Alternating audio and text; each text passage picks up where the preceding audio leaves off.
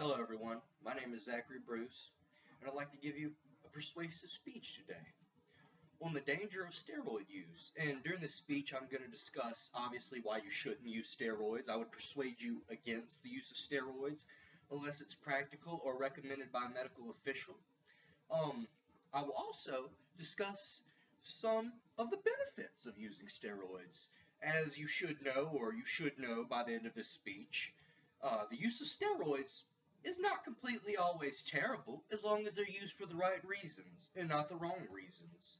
As you can see, I have the dreaded flashcards here to help me if I need it, but hopefully I won't.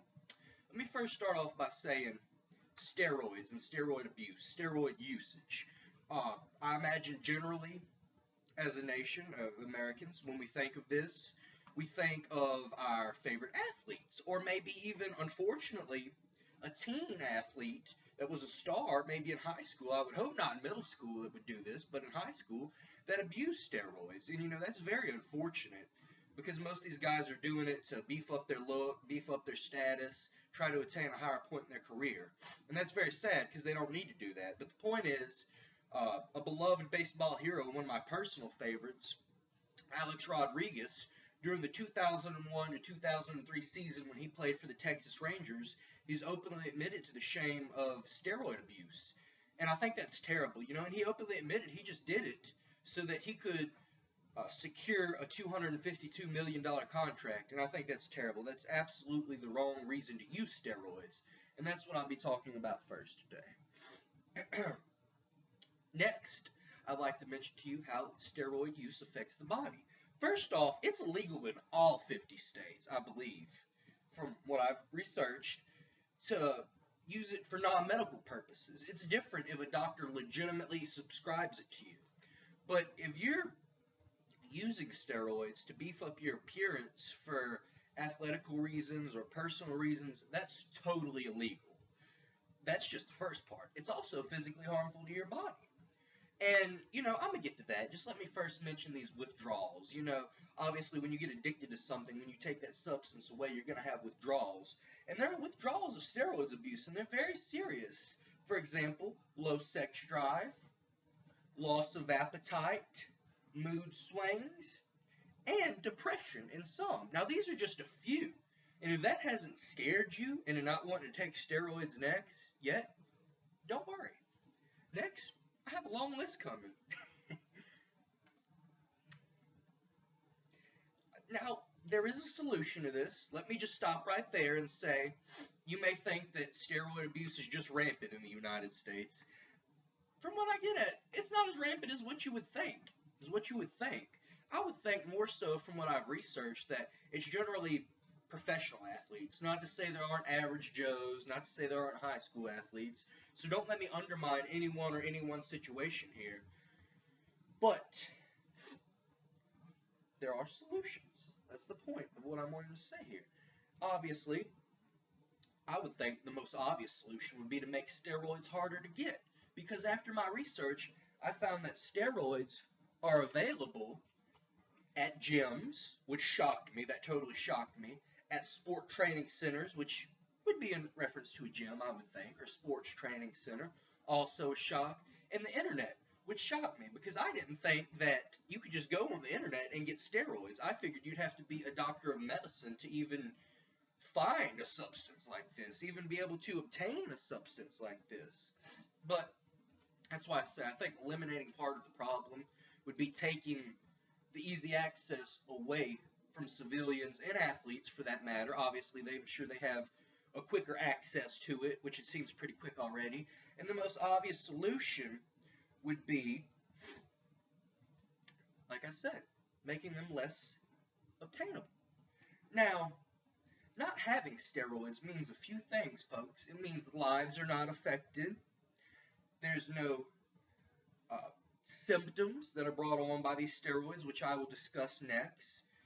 And, obviously, if you're taking away the easy access, they're not being used for the wrong reasons. We want them used, but for the right reasons, not the wrong reasons. That's part of what I'm trying to get to you people during this speech. Don't use them for the wrong reasons. As already stated, making steroids harder to get would mean no symptoms. None of these symptoms would be caused due to steroid abuse. Now I'm going to discuss these very frightening symptoms with you folks. In men, men face infertility, development of breasts, shrinking testicle size, and male pattern baldness. Is that not scary enough, fellas? You know, when people, I don't want to say you, when people take steroids, they do it to enhance their body, not to decrease the appearance. And really that's what steroids are going to do. Sure, you're going to have the muscles. If you're an athlete, you're more than likely going to get the stats, but that's going to come along with the roid rage, the shrinking testicles, the male pattern baldness. You don't want that. Unless it's a legitimate reason, I do not advocate steroid use unless it is needed. Now, fellas, the women aren't off the hook. Don't think that. There are women athletes and women bodybuilders that take steroids. And their symptoms are very similar. Their symptoms in women include enlargement of the clitoris, body hair growth rapidly, and male pattern baldness. So I would advise both men and women to not mess with these steroids unless it's a legitimate reason, legitimate need, a legitimate cause. Which brings me to my next point. There is a practical use of steroids. I would like to discuss them with you. Now, there are times when, as I said, steroids are practical. Perhaps your doctor prescribed them to you. And here's just some of the reasons. I'm not going to go as in-depth. I'm going to try to cut myself short, I suppose. I don't want to overdo the length of the video, but here we go. It increases recovery times dramatically. If you have a physical injury to the body or a type of injury that would, I would imagine, need to have a short recovery time, steroids will increase the recovery time. I could go more into it. I have more of it in the outline. I'm trying to stay as true to the outline as I can, so bear with me. I'll just leave it at that. And the next is, it reduces body fat in humans. Now, I'll say this. What I've researched and what I have written here says that they can find no particular reason why they need it, but I would personally think if someone was suffering from diabetes or something like that, or they needed to not have as much body fat or reduce the amount of body fat they had, this would be practical. I'm sure they can't find a particular reason, but I'm sure that medical science does have a particular reason. I'm not a doctor. I can't go into that. This is just facts that I have. And the last one here, positive acceleration of red blood cells, meaning it'll make them faster, it'll accelerate the growth, it'll really help your red blood cell count, from what I'm understanding. As I said, I could go more into that, but for the length of the video's sake, I will not. Now, those are the positive effects.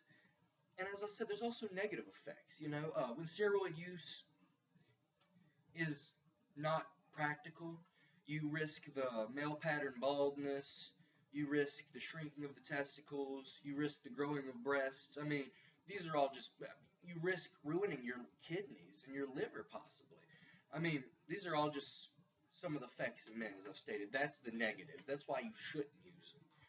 They're also positive. As I said, there are medical positive reasons, as I just mentioned. But here in closing, I'd just like to say that I would hope that you wouldn't let steroid abuse control you or your family. And if you or someone you know or someone you may think is suffering from steroid abuse, I would highly recommend telling them these effects if they don't already know, and attempting to persuade them against the use of steroids. Because, I mean, there's just too many good people out there, average Joes as well as athletes, young athletes, professional athletes, that think that they're doing a good thing. They think, oh, I'll get our team to state.